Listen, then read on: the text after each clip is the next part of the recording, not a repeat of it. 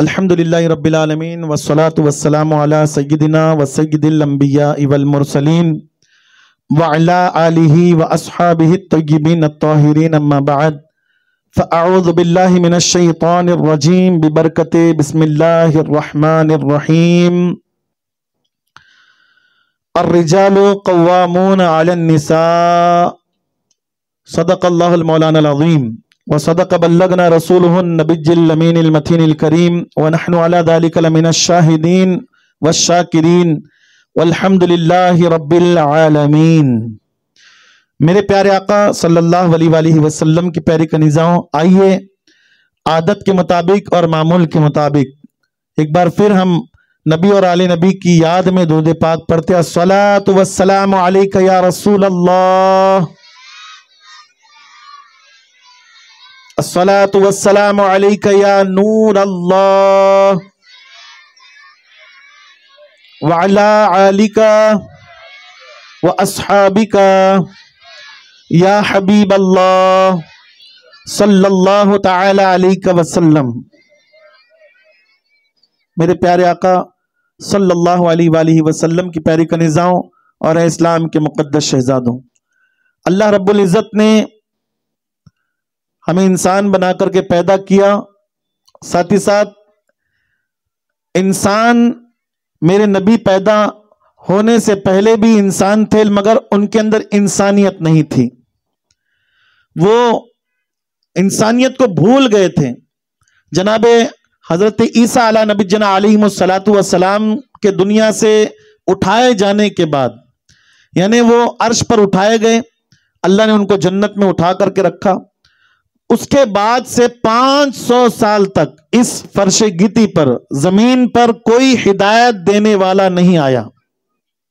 جو لوگ ہدایت والے تھے، سچی بات بولنے والے اور بری بات سے روکنے والے تھے، وہ ان لوگوں نے جو نا ان کو دشمن بنا لیا۔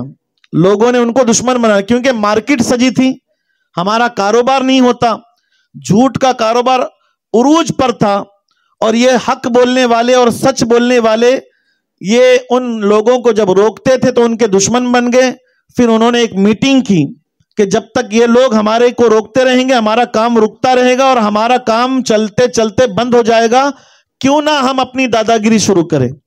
اور پھر انہوں نے اتنی دادا گیری شروع کر دی اور وہ دادا گیری اتنی زیادہ عام ہو گئی کہ سچے لوگ اور اچھے لوگ اور اللہ والے لوگ، ایک اللہ کو ماننے والے لوگ، اللہ سے ڈرنے والے لوگ کہیں جا کر کے چھپ گئے اپنی جان بچانے کے لیے، کیونکہ اللہ کا فرمان بھی ہے جس طریقے سے جان بنانا بھی فرض ہے تو جان بچانا بھی فرض ہے۔ یعنی جان بنانے کے لیے اچھی غذا کھانا ہمارے لیے ضروری ہے، اسی طریقے سے جان پر آنے والی مصیبت سے لڑنے کے لیے اس جگہ سے ہٹ جاؤ، اس بری چیز سے ہٹ جاؤ، ان لوگوں سے دور ہو جاؤ جہاں سے تمہیں کو جان کا دشمن جو نا تمہارا کوئی بن جاتا ہے۔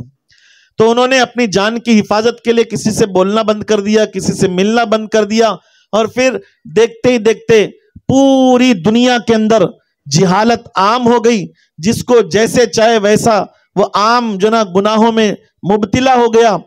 بڑھتے یہ گناہ اتنا سر چڑھ گئے کہ اب ماں کو ماں نہیں سمجھا جاتا، بہن کو بہن نہیں سمجھا جاتا، بیٹی کو بیٹی نہیں سمجھا جاتا۔ جس کے گھر میں بیٹیاں پیدا ہوتی اس باپ کو بیٹی کا باپ نہیں کہتے بلکہ ملونیت کا باپ کہتے، شیطانیت کا باپ کہتے، بلاؤں کا باپ کہتے۔ تیرے گھر میں بچہ نہیں بچی پیدا ہوئی، بچی پیدا ہونے کی وجہ سے اس گھر والے کو جو نا اس گھر کے خاندان والوں کو لوگ تانا مارتے، اور پھر وہ زبردستی ان کی بیٹی کے اوپر تانا مار کر کے باپ کو اتنا مجبور کرتے کہ وہ باپ اپنی بیٹی کا گلا اپنے ہاتھوں سے خود گھوٹ کر کے وہ ننھی بچی، وہ دودھ پینے والی ماں کی آغوش میں رہنے والی لوگوں کی نگاہوں میں آئے تو پیار اس پر امڑ آئے۔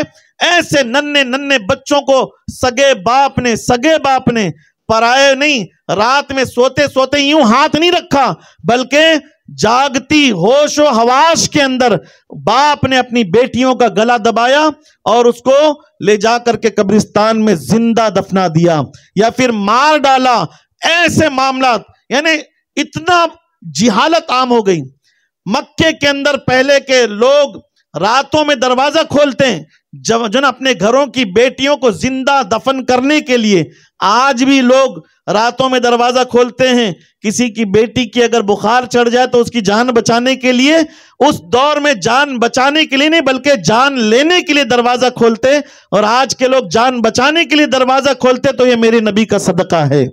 میرے نبی نے فرمایا جو بیٹیوں کی عزت کرے, جو بیٹیوں کی پرورش کرے, جو بیٹیوں کو اتنا پڑھائے اتنا اچھا اخلاق دے اور اس کی شادی کرے اچھے گھرانے کے اندر, تو میری شفاعت اس پر واجب. یعنی کوئی گناہ اس کے سر پہ ہو بھی جائے, لیکن اگر وہ بیٹی کا باپ ہے تو میں اللہ سے اس کی سفارش کروں گا اور اس کو جنت میں لے جاؤں گا. پھر لوگوں نے اپنا مزاج بدلا, اپنے اخلاق بدلنا شروع کیے جب نبی آئے تب. لیکن جب نبی نہیں آئے تھے دنیا بے چین تھی, بے قرار تھی. کیا کرنا کیسے کرنا ان کو کچھ نہیں معلوم تھا. جوان بیٹیاں گھروں میں ہوتی, سگا بھائی اپنی بہن کا ہاتھ پکڑ کر کے بازار کو لے کر کے جاتا, مارکیٹنگ کرنے نہیں, اس کو کپڑے دلوانے کے لیے نہیں, اس کو جو نا وہ گارڈن گھمانے کے لیے نہیں. اس دور میں میرے نبی ابھی دنیا میں تشریف نہ لائے تھے. اس دور کی بات ہے کہ وہ ایک بھائی اپنا سگا اپنی بہن کا ہاتھ پکڑتا اور اسے بازار میں لے جاتا بیچنے کے لیے. اللہ اکبر. میرے نبی ابھی دنیا میں جلوہ گر نہ ہوئے تھے, ابھی مبعوث نہ ہوئے تھے. اس وقت کے حالات یہ تھے کہ اپنا سگا بھائی سگی بہن کو بازار میں بیچنے لگ جاتا, اور جب بازار جاتا تو بہت ساری بہنیں اپنے بھائیوں کے دامن میں ہوتی, عزت کو بچانے کے لیے نہیں بلکہ بھائی ان کو بیچ کر کے کچھ پیسہ کمانے کے لیے ان کو لے جایا کرتے تھے. اور پھر لوگ آتے دیکھتے سگا بھائی اپنے ہاتھوں سے ایک ایک کپڑے اتار کر کے سامنے والوں کو دکھاتا. میرے آقا کی پیاری کنیزاؤں, عورتوں کو جیسے کہ جو نا کچرے کا کوڑا سمجھا جاتا. جیسے کہ ہم لوگ ایک پوگو یا پھر جو نا چپس کی پیکٹ لیتے ہیں, اس میں جو چپس ہوتے ہیں جو ضرورت کے کھانے کی چیزیں اس کو ہم کھا لیتے ہیں, اس کا جو پاؤچ ہوتا ہے اس کا جو ویپر ہوتا ہے ہم اس کو اٹھا کر کے کچرے کے کوڑے میں پھینک دیتے ہیں. جب تک اس کے اندر سامان تھا ہمارے ہاتھ میں وہ تھا, اور جب وہ سامان ختم ہو گیا تب اس کے بعد میں اب اس کی کوئی قدر نہیں, اس کی قیمت نہیں. وہ دوسرے دن کسی کے گٹر کے جو نا وہ کنارے پر پڑا ہوا یا پھر گٹر کے جو نا وہ اندر پڑا ہوا ملتا ہے وہ ویپر, وہ جو نا اس کا اوپر کا جو نا آپ اندازہ لگائے. یہ زندگیاں تھی اس وقت. لیکن اللہ کے رسول صلی اللہ علیہ وآلہ وسلم نے فرمایا جس گھر میں بیٹی پیدا ہوتی ہے وہ باپ کے لیے جنت, بولے سبحان اللہ. وہ بھائی کے لیے جنت, بولے سبحان اللہ. وہ ماں کے لیے جنت اور وہ اپنے شوہر کے لیے جنت, سبحان اللہ. اندازہ لگائے, سسٹم چینج کیا. اخلاق نہ معلوم تھے تو میرے نبی نے ان کو معلوم کروایا, اور پھر بعد میں دیکھتے ہی دیکھتے اسلام کی تعلیمات عام ہونے لگی. حضور تشریف لائے, بیٹیوں کو زندہ دفنانے کا سسٹم بند ہو گیا, ان کی جان لینا بند ہو گیا. لیکن اس وقت ہمارے پاس ایک اور چیلنج ہے. ہمارے گھروں میں آج کسی کی جان تو نہیں لیتے, لیکن اب ہم لوگوں نے قدر سمجھنا بھول گئے, ایک دوسرے کی قیمت سمجھنا بھول گئے. جیسے چاہے غیروں کی طرح زندگی گزار رہے ہیں, کچرے کے کوڑوں کی طرح ہمارے گھروں کی ایک دوسرے کی عزت ہو چکی ہے. میرے آقا صلی اللہ علیہ وآلہ وسلم کی پیاری کنیزاؤں, اگر کچھ کرنا ہے خدا کے واسطے, گھروں میں فاتحہ کرنا ہے, گھروں میں رسم و رواج کرنا ہے, گھروں کے اندر کچھ بھی کرنا ہے, آپ کے مسجد کے علاقے کے جو امام ہوتے ہیں ان کو آپ جا کر کے ملیں, ان سے بات کریں اور ان سے ڈسکس کر کے اس کام کو کرنے کی کوشش کریں.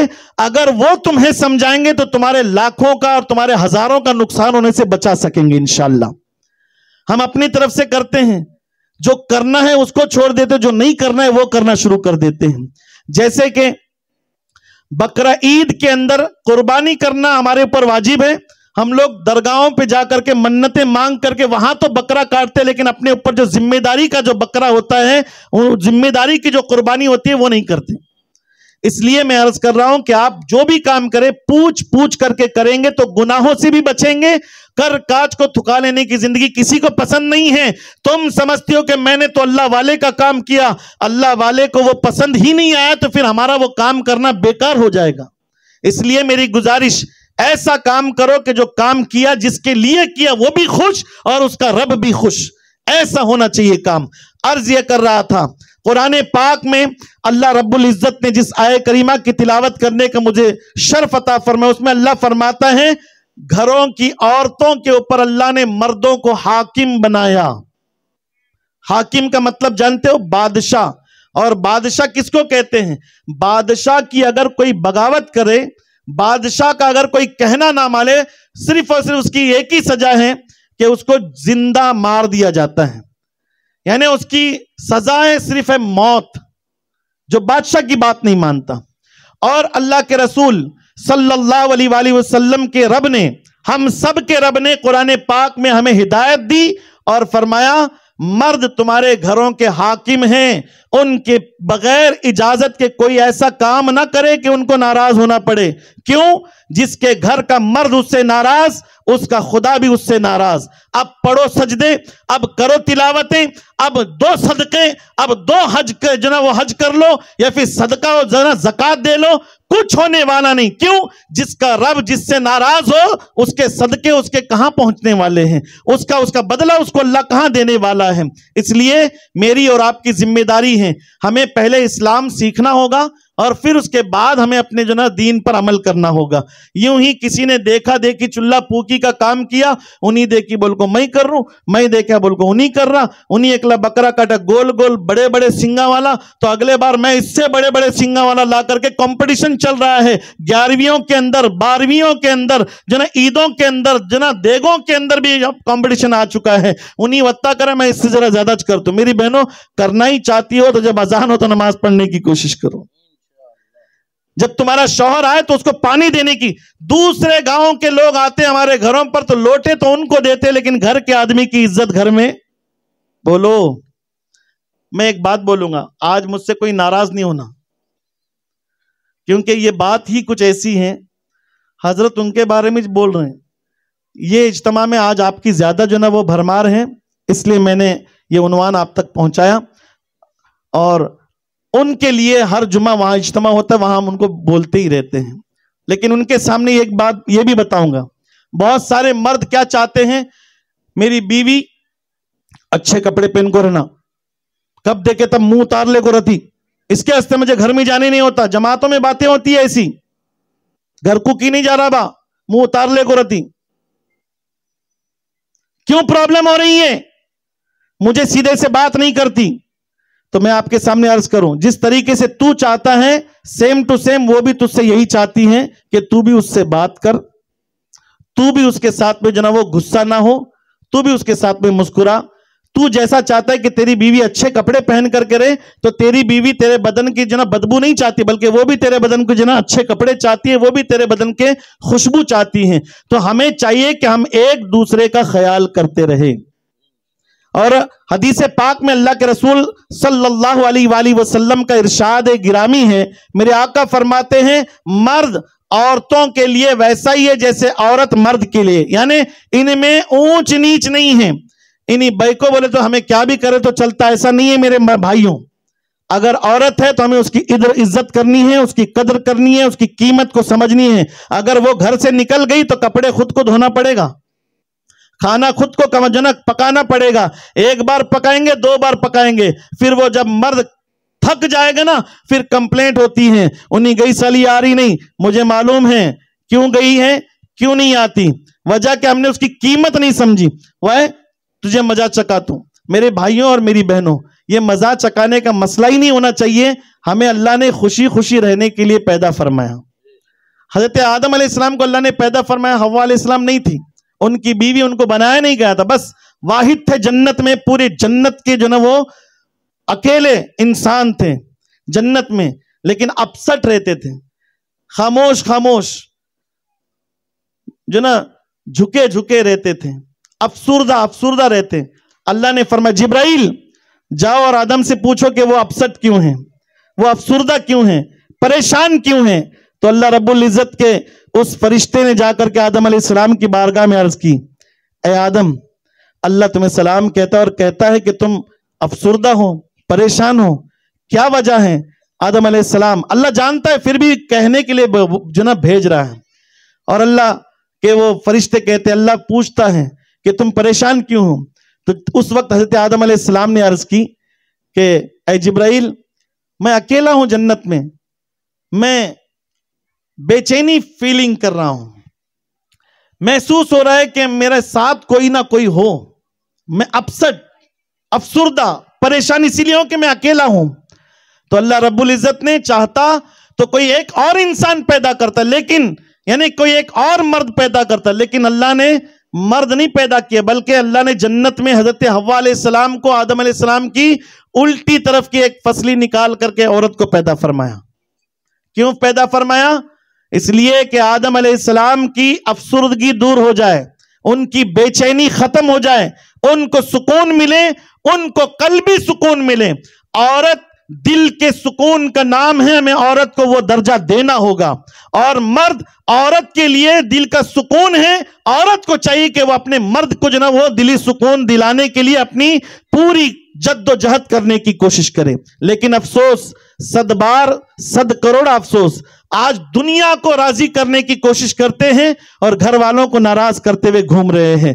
خاتون جنت فاطمہ رضی اللہ تعالیٰ عنہ کی پیاری کنیزاؤں، اللہ کے رسول فرماتے ہیں، حدیث پاک میرے آقا فرماتے ہیں، جس عورت سے اس کا شوہر ناراض ہے اور وہ رات ہو گئی ناراض رہا اور صبح ہو گئی تو بھی ناراض ہیں، ایک بستر پر ایک کا منہ ادھر اور ایک کا منہ ادھر، میرے نبی فرماتے ہیں آسمان کے فرشتے، زمین کے فرشتے، چرند و پرند، اللہ کی مخلوق تمام مل کر کے اس عورت پر جس سے اس کا شوہر ناراض ہے، اس عورت پر لعنت بھیجتے ہیں۔ اب ایک بات یہ بھی سن لیں، کچھ مرد شراب پی کر کے آ کر کے اپنی بیوی کو تم اس سے راضی رہے بولیں گے تو ایسا نہیں چلنے والا۔ راضی اور ناراضگی کے لیے شرعی حیثیت ہونی چاہیے، بہت ضروری ہے۔ اگر وہ اسلام کے دائرے میں رہ کر کے شوہر کی بات نہیں مانتی تب وہ اللہ کی لعنت کی حقدار ہوگی۔ شوہر خود گناہوں کے اندر ملوث ہیں اور پھر وہ اپنی بیوی کی خدمت چاہتا ہے۔ میرے آقا کی پیاری کنیزاؤں، اڑوس پڑوس والے تیرے شراب کی بدبو سے تجھ سے دور ہوتے ہیں، کم سے کم اتنا تو ہمیں احساس ہونا چاہیے تھا کہ جب میرا شوہر میرے گھر آتا ہے، شراب کی میری بیوی میرے بدبو کو بھی برداشت کرتی ہے، مجھے اس کا احسان ماننا چاہیے تھا، لیکن ہم نے اس کا احسان ماننے کے بجائے اس پر تانے کسے، اس پر گندی گندی گالیاں بکی۔ اب یہ جو اپنی عورت پر زیادتی کرنی تھی، اس کی وجہ سے اللہ کے عذاب کا مستحق ہوگا۔ اللہ اکبر۔ ایک اور بات آپ کے سامنے بتاؤں، 4 باتیں ہیں۔ کتنی باتیں؟ 4 باتیں ہیں، اگر عورت کر لے گی تو سیدھا جنت میں جائے گی۔ کتنی باتیں؟ جلدی بولو۔ پہلی بات، اللہ کی عبادت کرنا، یعنی نماز پڑھنا، پنجگانہ نماز کی پابند بن جانا، یہ پہلی بات۔ دوسری بات، رمضان شریف کے روزے رکھنا۔ کیا کرنا؟ رمضان شریف کے۔ عورت اگر جنت میں جانا چاہتی ہے تو صرف 4 کام ہیں۔ پہلا، نماز پڑھنا۔ دوسرا، رمضان شریف کے روزے رکھنا۔ تیسرا، اگر وہ زکوٰۃ دینے کے حقدار بن چکی ہیں تو زکوٰۃ دینا، یہ تیسرا کام۔ اگر اس کے اوپر زکوٰۃ جو نا وہ دینا فرض نہیں ہے تو بس اس کے لیے 3 ہی کام کافی ہے، وہ جنت میں جائے گی۔ پہلا کام نماز پڑھنا، دوسرا کام رمضان شریف کے۔ مجھے نہیں ہوتا حضرت، کیا ہے کہ پہلے سے رکھ لیتے چاہیے نہیں میں، پان کھا لیتے، گٹکا کھا لیتے، تمباکو کھا لیتے، گلے کر لیتے، اس رمضان کے اندر ان کے گھر میں ان کے گھر میں بیٹھ کو جو نا روٹیاں کھا لیتے۔ مجھے ذرا بتائیے آپ، ارے رمضان میں ہمیں کھانا پینے سے روکنے کا حکم دیا گیا تاکہ تم بڑی بڑی بیماریوں سے بچ جاؤ۔ آج مسلمان سب سے زیادہ بیماریوں میں مبتلا ہیں۔ کیوں؟ وجہ کیا ہے؟ وہ جو خدا کے لیے روزے رکھا کرتا تھا اور خدا ان کی بیماریاں دور کرتا تھا، آج وہ خدا کے لیے روزے بند ہو گئے اور ہم مصیبتوں میں گرفتار ہو گئے۔ رمضان تشریف لانے والا، اس کا آپ ارادہ کریں کہ آج انشاءاللہ میں ارادہ کرتی ہوں یا پھر کرتا ہوں کہ ماہ رمضان تشریف لائے گا، میں پورے کے پورے 30 روزے یا پھر 29 روزے جتنے بھی ملیں گے وہ سب رکھوں گی یا رکھوں گا. بولے انشاءاللہ. دوسرا کام رمضان کے روزے رکھنا، تیسرا زکوٰۃ دینا، اور چوتھا اپنے شوہر کی خدمت کرنا. 4 کام کرو، جنت میں چلے جاؤ. دیکھا آپ نے، اگر اس میں تم نے 3 کام کیا جو اللہ کی طرف سے، زکوٰۃ دینا، روزہ رکھنا اور نماز پڑھنا، لیکن یہ تیسرا کے بعد چوتھا کام اگر نہیں کرو گے تو پھر جنت میں نہیں جاؤ گی. یاد رکھو، مار لو کتنے سجدے مارنا ہے، ہندوستان میں نہیں، خانہ کعبہ کے سامنے مارو یا پھر کعبے کے اندر جا کر کے سجدے مارو. اگر تمہارا شوہر تم سے ناراض ہے تو پھر تمہیں جنت تو نہیں ملنی. جنت جلدی بولو. ہم جو بولتے نا، اللہ کے رسول کے حدیث پاک کیا کہتے ہیں؟ الجنت تحت اقدام الامہات، ماں کے قدموں کے نیچے جنت، لیکن بیوی کی جنت اس کے شوہر کے پاس ہے. اگر شوہر راضی تو اللہ راضی، اللہ راضی تو پھر جنت کے دروازوں کے بارے میں میرے نبی فرماتے، جس سے جس کا خدا راضی ہو جاتا ہے، اور اس عورت کے لیے قیامت میں اعلان ہوگا، او فلاں بن فلاں، جس جنت کے دروازے سے اندر جانا چاہتی ہے چلی جا، اللہ تیرے لیے سارے جنت کے دروازے کھول رکھا ہے. شرط ہے، شرط وہ اپنے شوہر کو راضی کرے.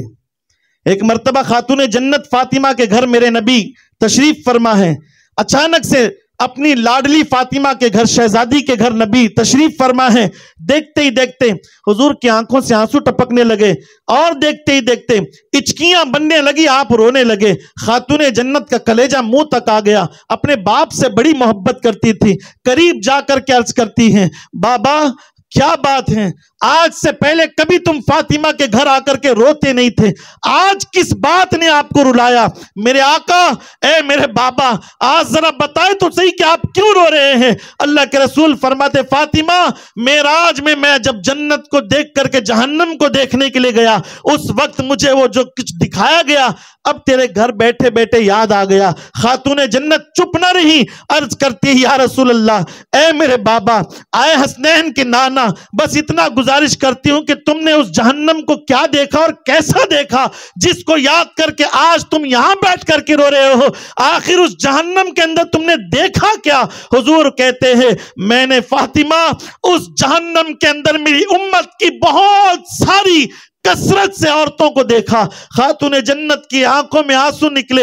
اچکیاں بنتے بنتے میرے نبی کی لاڈلی شہزادی اپنے بابا کے ہاتھوں کو، دست کو پکڑ کے عرض کرتی ہے، بابا آپ بتائیں، کیا وہ اللہ کی نافرمانی کی وجہ سے جہنم میں گئی؟ کیا وہ خدا کی بندگی نہیں کرتی تھی؟ کیا وہ اللہ کو ناراض رکھا کرتی تھی؟ کیا وہ خدا کا سجدہ نہیں کرتی تھی؟ کیا وہ آپ پر قرآن پاک جو نازل ہوا اس کو نہیں پڑھا کرتی تھی؟ وہ اللہ کی نافرمانیاں کرتی؟ سنو سنو، کان لگا کر کے سنو، دھیان سے سنو اور دل کے کانوں سے سنو جو میرے نبی نے کہا.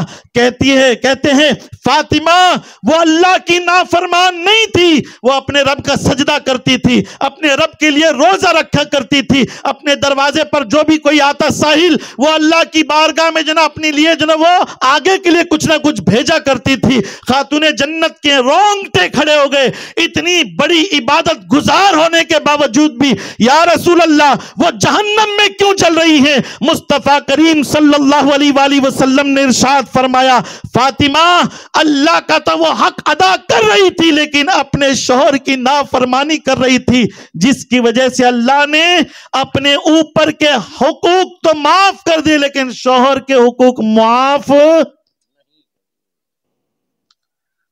خاتون جنت رضی اللہ تعالیٰ عنہ کے ہوش اڑ گئے جب یہ بات سنی.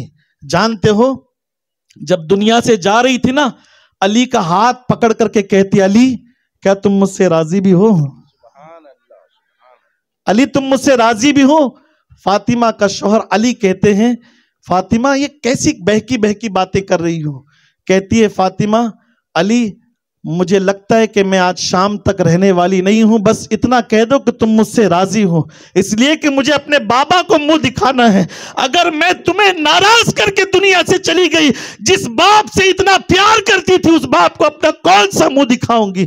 اے رسول کی دیوانیوں، اپنے گھروں میں اگر بیٹی پیدا ہوتی تو فاطمہ نام تو رکھتے لیکن فاطمہ کی اس کی اخلاق سکھانا بھول گئے.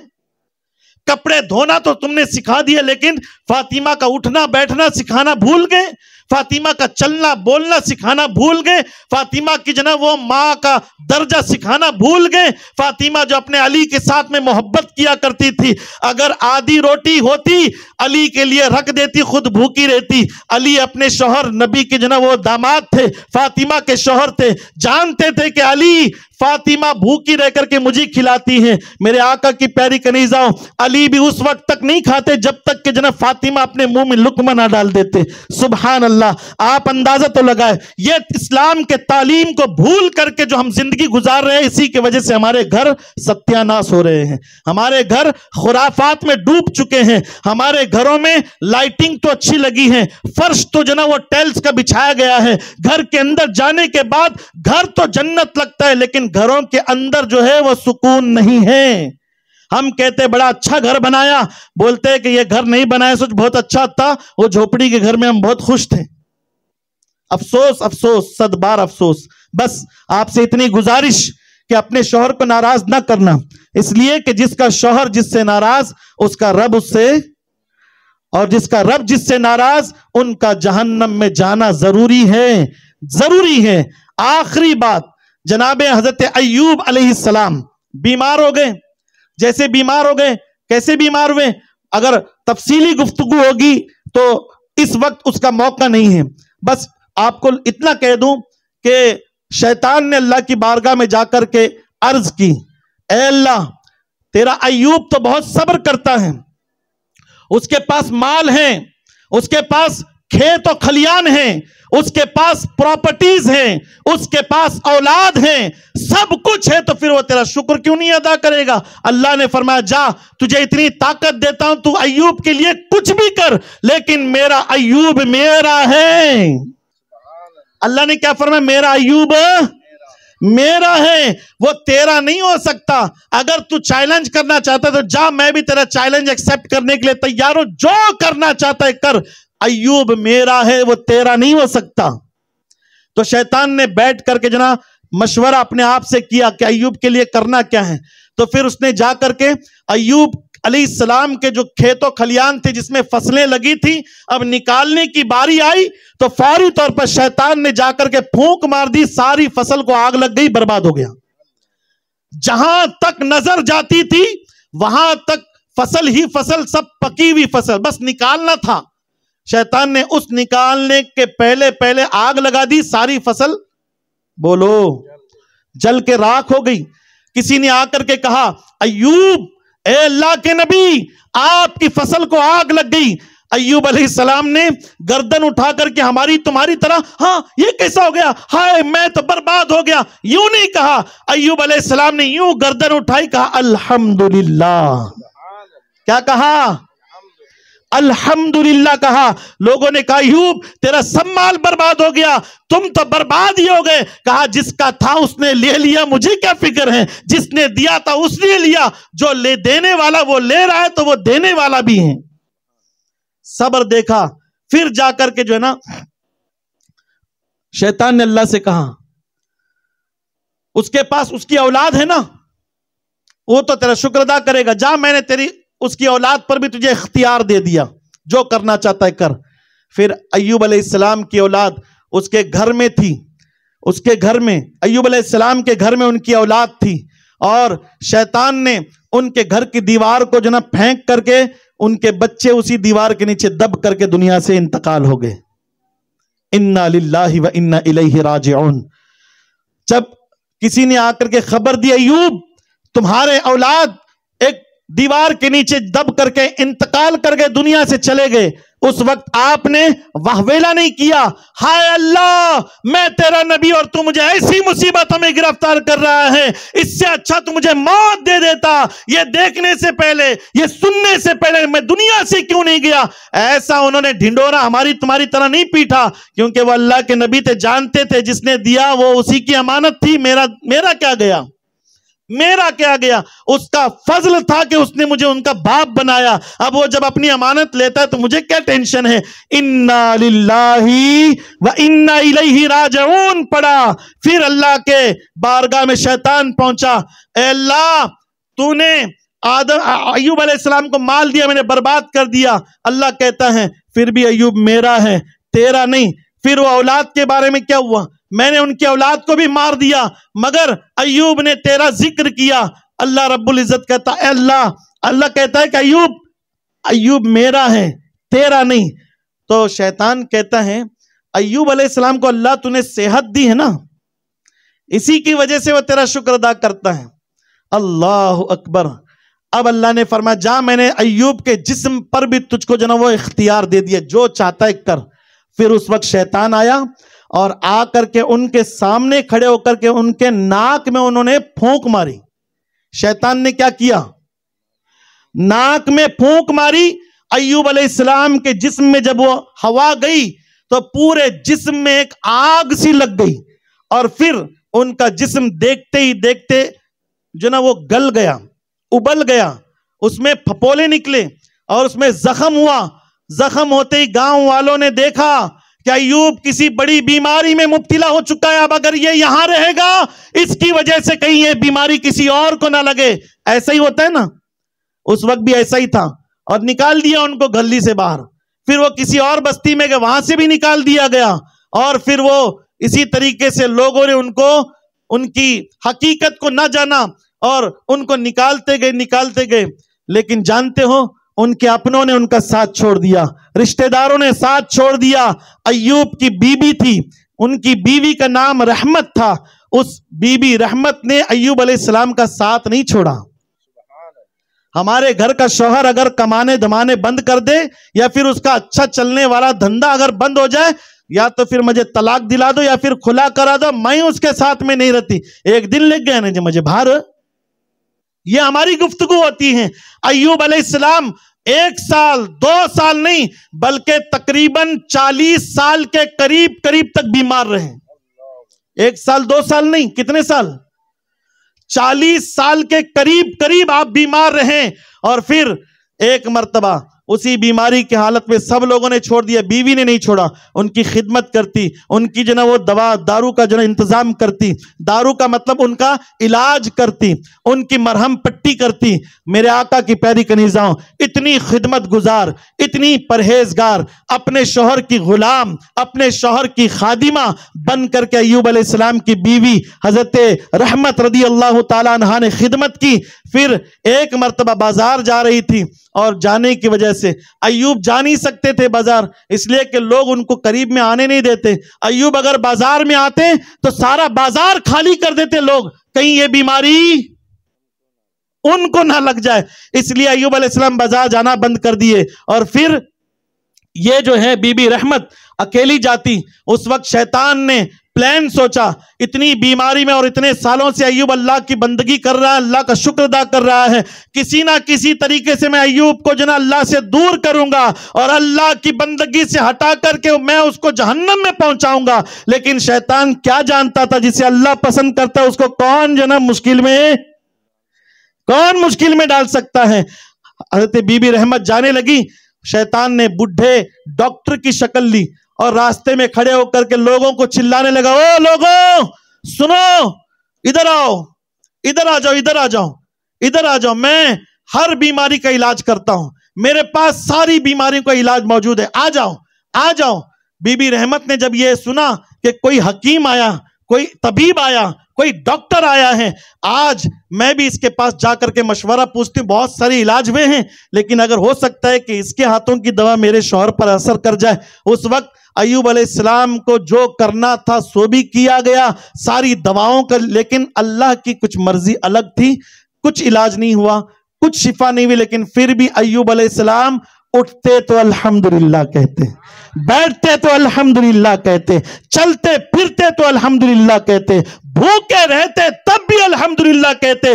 کیوں کہتے؟ اس لیے کہ اللہ ہے جس نے ہمیں پیدا کیا، اگر وہ کھلانا چاہے تو کھلا دے، مارنا چاہے تو مار دے، جس حال میں بھی رکھے اللہ ہمارا ہے اور وہی ہمارا پالنہارے حقیقی ہیں.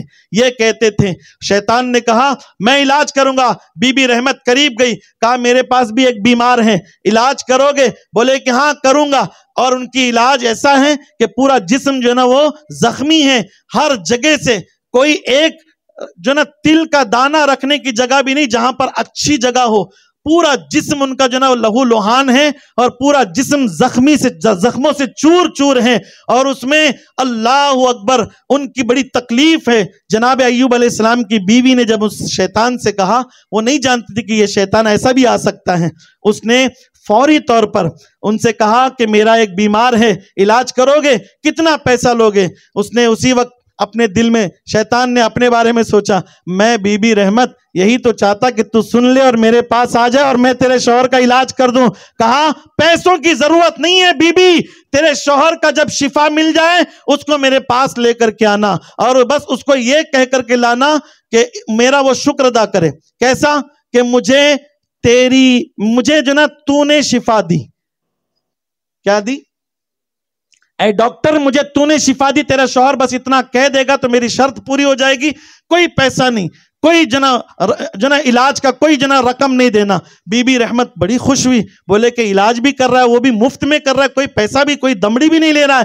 खुशी खुशी घर गई, जाकर के अपने शौहर से कहती हैं कि आज एक तबीब मिला था, वो आपका इलाज करने के लिए तैयार है, वो भी मुफ्त में, वो भी मुफ्त में। हमारे पास जो बचा कुचा था वो भी खत्म हो गया, लेकिन अब ये मुफ्त में करना चाहते तो क्या हम इलाज करा ले? तो हजरत अय्यूब अलैहिस्सलाम ने जबान खोली, कहा जो ना अपनी बीवी से, रहमत ये जो तुम कह रही हो ना, कौन सा डॉक्टर, कहां का डॉक्टर है? उसने कुछ शर्त वगैरह भी लगाई क्या? उसने कुछ शर्त भी लगाई? तो बीबी रहमत कहती, हाँ उसकी शर्त है, पैसे तो नहीं लूंगा, लेकिन जब तुमको मुकम्मल शिफा मिल जाएगी तो वो तुम्हारे साथ में लाने के लिए कहा, वो तुम्हारे अपने उसके जगह पर लाने के लिए कहा और उस वक्त तुम उनका शुक्र अदा करोगे। कैसे? वो अल्फाज भी उसने सिखाए हैं, बस इतना कह दो उसकी फीस अदा हो जाएगी। क्या कहना है बीबी, क्या कहना है? तो बीबी रहमत कहती, बस उसने इतना कहा कि तूने मुझे शिफा दी, एक बार कह दे उसका काम बन जाएगा। तो हजरत अय्यूब अलैहिस्सलाम नाराज हुए, अपनी बीवी पर नाराज हुए, इतना नाराज, कहा सुन, तुझे वो डॉक्टर जो मिला था वो डॉक्टर नहीं, वो शैतान है और हमको अल्लाह से दूर करने आया था। उसने शिफा देनी नहीं है, बल्कि हमें शिफा देने वाला शफीउल अमराज अल्लाह है, शिफा देने वाली जात उसकी है। या शाफी अंत शाफी, अगर कोई शिफा देने वाली जात है वो अल्लाह की जात है।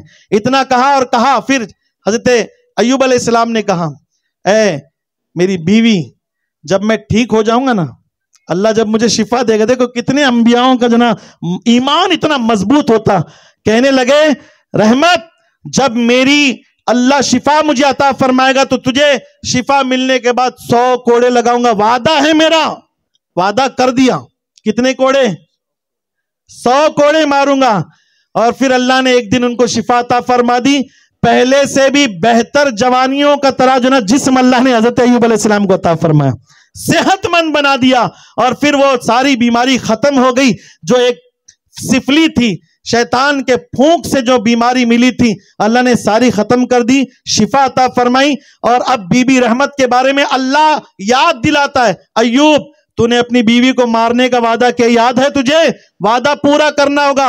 रब की बारगाह में अय्यूब अलैहिस्सलाम कहते हैं, अल्लाह मैं अपनी बीवी के 100 कोड़े भूला नहीं हूं, तेरा एहसान है कि तूने मुझे याद दिलाया, आज ही वादा पूरा करता हूं। अल्लाह फरमाता है, अय्यूब तू अपनी बीवी को 100 कोड़े नहीं मारेगा, लेकिन वादा पूरा करना होगा। अय्यूब अलैहिस्सलाम जो ना तशवीश में पड़ गए, सोच में पड़ गए, अल्लाह तू कहता है वादा भी पूरा कर और यहां कहता है कि 100 कोड़े भी नहीं मारना, तो फिर मैं अपना वादा पूरा कैसा करूं? अल्लाह फरमाता है, ए अय्यूब तेरी बीवी उस वक्त तेरा साथ दे रही थी जब सारे लोग तेरा साथ छोड़ करके, अरे बोलो ना, उस वक्त तेरी बीवी ने तेरा साथ दिया जब तेरे अपनों ने भी तेरा साथ छोड़ दिया। तेरे जख्मों को देख करके लोग जगह खाली करते, लेकिन तेरी बीवी तेरी खिदमत किया करती। सुन, जा बाजार से एक झाड़ू खरीद, आवाज बोलो भाई, क्या खरीदो?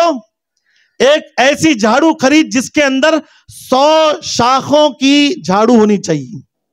100 शाख का मतलब ऐसी टहनियां जो होती है ना, 100 शाखों की एक झाड़ू खरीद, उसके 100 शाखें होनी चाहिए, उससे एक बार मार, गोया कि तूने अपने वादा पूरा कर दिया। मेरे आका की पैरी कनीजाओं, अय्यूब अलैहिस्सलाम ने अल्लाह का जना वो शुक्र अदा किया और ہمارے لیے درس دیا، جو عورت اپنے شوہر کی خادمہ بن کر کے رہتی ہیں، اللہ تعالیٰ اس کو 100 کوڑوں سے بچا کر کے ہمیں وعدہ دے رہا ہے کہ جو میرا ہو جائے گا، میں اسے کبھی مصیبت میں، میں اسے کبھی پریشانی میں کبھی اس کو تکلیفوں میں گرنا دیکھنا پسند نہیں کروں گا۔ میں گزارش کروں گا ہماری بہنوں سے، اپنے شوہر کی عزت کرو۔ کسی نے آ کر کے حضور کی بارگاہ میں عرض کیا، اگر اللہ کے نبی میرے شوہر اگر ظالم ہے تو میں کیا کروں؟ کیا تب بھی میں ان کا کہنا مانوں اگر وہ ظالم ہے؟ حضور نے کیا جواب دیا سن لو، اپنے خیالی پلاؤ مت بنانا، اپنے لیے جو نا وہ پوریاں تیار کر کے جو نا کھانے کی کوشش نہ کرنا، اس بات کو سنو اور عبرت حاصل کرو۔ اگرچہ تمہارا شوہر ظالم ہے، پھر بھی تمہارا حق یہی ہے کہ تم اس کی عزت کرو، اس کے گھر سے باہر جانے کے بعد اس کے مال کی حفاظت کرو، اس کے اپنے آپ کی حفاظت کرو، کیونکہ تم بھی اس کی ہی ملکیت میں آتی ہو۔ اللہ تعالیٰ مجھے آپ کو سب کو کہنے سننے سے زیادہ عمل کی جو نا توفیق عطا فرمائے، بولے آمین۔ اب آئیے